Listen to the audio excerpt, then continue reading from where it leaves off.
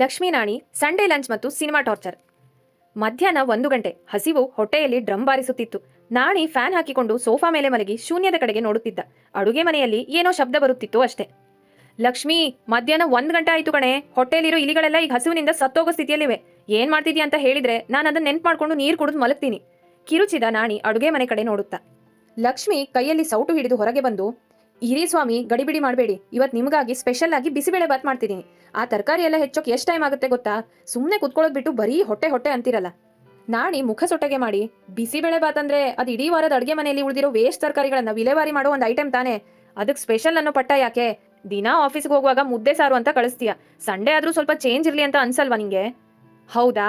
ಹಾಗಾದ್ರೆ ನಾನು ಏನ್ ಮಾಡ್ಬೇಕಿತ್ತು ಹೇಳಿ ಮಹಾಸ್ವಾಮಿಗಳೇ? ನಿಮ್ ತಲೆಯಲ್ಲಿರೋ ಮೆನು ಕಾರ್ಡಲ್ಲಿ ಇವತ್ತು ಏನಿದೆ? ಲಕ್ಷ್ಮಿ ಸೊಂಟದ ಮೇಲೆ ಕೈ ಇಟ್ಟು ಕೇಳಿದಳು. ನನ್ ಮುದ್ದು ಲಕ್ಷ್ಮೀದೇವಿ, ನಿಂಗೆ ಅಡುಗೆ ಮಾಡೋಕ್ ಬೋರ್ ಆದ್ರೆ ಬಿಟ್ಬಿಡು. ಆದ್ರೆ ಈ ಬಿಸಿಬೇಳೆ ಬಾತ್ ಹೆಸರಲ್ಲಿ ನಂಗೆ ಕಿಚಡಿ ತಿನ್ಸ್ಬೇಡ. ಅಕ್ಕಿ ರೊಟ್ಟಿ ಮಾಡ್ಬಾರ್ದಾ ಇವತ್ತು? ಅದ್ರ ಜೊತೆಗೆ ಬೆಣ್ಣೆ ಮತ್ತೆ ಆ ಕಾಯಿ ಚಟ್ನಿ, ಅಬ್ಬಾ, ಅದನ್ನ ನೆನ್ಸ್ಕೊಂಡ್ರೇನೆ ರೋಮಾಂಚನ ಆಗುತ್ತೆ ಎಂದ ಬಾಯಲ್ಲಿ ನೀರೂರಿಸುತ್ತ.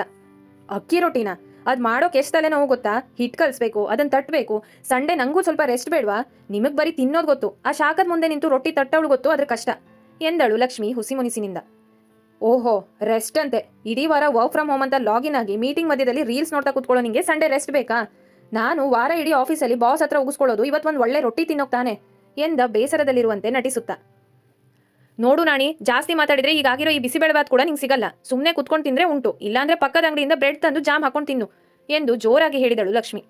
ನಾಣಿ 1-2 ನಿಮಿಷ ಸುಮ್ಮನಿದ್ದು ಮೆಲ್ಲಗೆ ಅಡುಗೆ ಮನೆಗೆ ಹೋಗಿ, ಸರಿ ಬಿಡು ಲಕ್ಷ್ಮಿ, ಯಾಕೆ ಸಿಟ್ ಮಾಡ್ತೀಯಾ? ಅಕ್ಕಿ ರೊಟ್ಟಿ ಬೇಡ ಅಂದ್ರೆ ಬಿಡು, ಬಿಸಿಬೇಳೆ ಬಾತ್ ಆದ್ರೂ ಸರಿ. ಅದ್ರ ಮೇಲೆ ಸ್ವಲ್ಪ ತುಪ್ಪ ಹಾಕಿ ಆ ಖಾರ ಬುಂದಿ ಇದ್ರೆ ಕೊಡು, ಇಬ್ರು ಸೇರಿ ತಿನ್ನೋಣ. ನೀನ್ ಸಿಟ್ ಮಾಡ್ಕೊಂಡ್ರೆ ಆ ಬಿಸಿಬೇಳೆ ಬಾತ್ ಕೂಡ ಕಹಿ ಆಗ್ಬಿಡತ್ತೆ ಕಣೆ. ನಂಗೆ ಗೊತ್ತು ಬಿಡು, ನಿಂಗೆ ನನ್ನ ಅಡುಗೆ ಅಂದ್ರೆ ಪಂಚಪ್ರಾಣ ಅಂತ. ಆದ್ರೆ ಸ್ವಲ್ಪ ಬಿಲ್ಡಪ್ ಕೊಡದೇ ಇದ್ರೆ ನಿಂಗೆ ಸಮಾಧಾನ ಇಲ್ಲ ಅಲ್ವಾ? ಹೋಗಿ ಟೇಬಲ್ ಮೇಲೆ ಪ್ಲೇಟ್ ಇಡು, ತರ್ತೀನಿ ಎಂದಳು ನಗುತ್ತಾ. ಊಟ ಮಾಡುವಾಗ ನಾಣಿ ಹೇಳಿದ, ಲಕ್ಷ್ಮಿ, ಈ ಬಿಸಿಬೇಳೆ ಬಾತ್ ಟೇಸ್ಟ್ ನೋಡಿದ್ರೆ ನೀ ನಂಗೆ ಕೊಡೋ ಆ ಸಿಹಿ ಮುತ್ತುಗಳಿಗಿಂತ ಜಾಸ್ತಿ ರುಚಿಯಾಗಿದೆ ಕಣೆ. ನಿಜವಾಗ್ಲೂ ಚೆನ್ನಾಗಿ ಮಾಡಿದ್ಯಾ. ಲಕ್ಷ್ಮಿ ಮುಖದಲ್ಲಿ ಒಂದು ಕುತೂಹಲದ ನಗು ಮೂಡಿತು.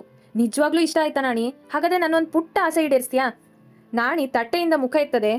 ಏನಮ್ಮ ಅದು, ಯಾವ್ದಾದ್ರೂ ಹೊಸ ಸೀರೆನಾ ಎಂದು ಕೇಳಿದ. ಅಯ್ಯೋ, ಅದೆಲ್ಲ ಹಳೇದು ಬಿಡು. ಇವತ್ತು ಹೊಸ ರೊಮ್ಯಾಂಟಿಕ್ ಸಿನಿಮಾಸ್ ರಿಲೀಸ್ ಆಗಿದೆಯಲ್ಲ, ಪ್ರೀತಿಯ ಪಿಸುಮಾತು ಅಂತ. ಅದಕ್ಕೆ ಹೋಗೋಣ. ಸಂಜೆ ಶೋಗೆ ನಾನೇ ಟಿಕೆಟ್ ಬುಕ್ ಮಾಡ್ತೀನಿ, ನೀನ್ ಬರೀ ಗಾಡಿ ಸ್ಟಾರ್ಟ್ ಮಾಡಿದ್ರೆ ಸಾಕು ಎಂದಳು. ನಾಣಿ ಬಾಯಲ್ಲಿದ್ದ ತುತ್ತು ಗಂಟಲಲ್ಲೇ ಸಿಕ್ಕಿ ಹಾಕಿಕೊಂಡಿತ್ತು. ಏನು, ಆ 3 ಗಂಟೆಗಳ ಕಾಲ ಕತ್ಲೆಲ್ ಕೂತು ಹೀರೋ ಹೀರೋಯಿನ್ ಹಾಡೋ ಹಾಡು ಕೇಳ್ಬೇಕಾ? ಲಕ್ಷ್ಮಿ, ಅದಕ್ಕಿಂತ ನೀನು ಈ ಪಾತ್ರೆಗಳನ್ನೆಲ್ಲ ನನ್ನ ಕೈಯಲ್ಲೇ ತೊಳಸು. ಬೇಕಿದ್ರೆ ಮನೆ ಪೂರ್ತಿ ಒರೆಸ್ತೀನಿ. ಆದ್ರೆ ಆ ಸಿನಿಮಾ ಟಾರ್ಚರ್ ಮಾತ್ರ ಕೊಡ್ಬೇಡ ಕಣೆ, ಪ್ಲೀಸ್ ಎಂದ. ಲಕ್ಷ್ಮಿಯ ಮುಖ ಗಂಭೀರವಾಯಿತು. ನಾಣಿ, ವಾರ ಪೂರ್ತಿ ನಾನು ಕೆಲಸ ಮಾಡ್ತೀನಿ, ನಿಂಗಾಗಿ ಇವತ್ತು ಅಡುಗೆನೂ ಮಾಡಿದ್ದೀನಿ. ಬೇರೆ ಎಲ್ಲರ ಹೆಂಡತಿಯರು ಒಡವೆ ಸೀರೆ ಅಂತ ಕೇಳಿದ್ರೆ ನಾನು ಬರೀ ಒಂದು ಸಿನಿಮಾ ಕೇಳಿದ್ರೆ ಹೀಗೆ ಮಾಡ್ತೀಯಾ ಎಂದು ಹುಸಿಕೋಪ ತೋರಿಸಿದಳು ಲಕ್ಷ್ಮೀದೇವಿ. ನಾಣಿ ನಿಟ್ಟುಸಿರು ಬಿಟ್ಟ. ಸರಿ ಬಿಡು ಲಕ್ಷ್ಮೀದೇವಿ, ನಿನ್ ಬಿಸಿಬೇಳೆ ಬಾತ್ ತಿಂದ್ಮೇಲೆ ಅದ್ರ ಋಣ ತೀರಿಸ್ಬೇಕಲ್ವಾ? ಬೇರೆ ಗಂಡಂದ್ರಿಗೆ ಹೆಂಡತಿಯರು ಬೇರೆ ಬೇರೆ ತರ ಟಾರ್ಚರ್ ಕೊಡ್ತಾರೆ, ನೀನ್ ಈ ಸಿನಿಮಾ ಮೂಲಕ ಕೊಡ್ತೀಯಾ. ಸರಿ ಬಿಡು, ಹೋಗೋಣ. ಆದ್ರೆ ಅಲ್ಲಿ ಮಧ್ಯದಲ್ಲಿ ನಾನು ನಿದ್ದೆ ಮಾಡಿದ್ರೆ ಮಾತ್ರ ನನ್ನ ಎಬ್ಸ್ಬೇಡ, ಇದೊಂದೇ ಕಂಡೀಷನ್. ಲಕ್ಷ್ಮಿ ವಿಜಯದ ನಗೆ ಬೀರಿದಳು.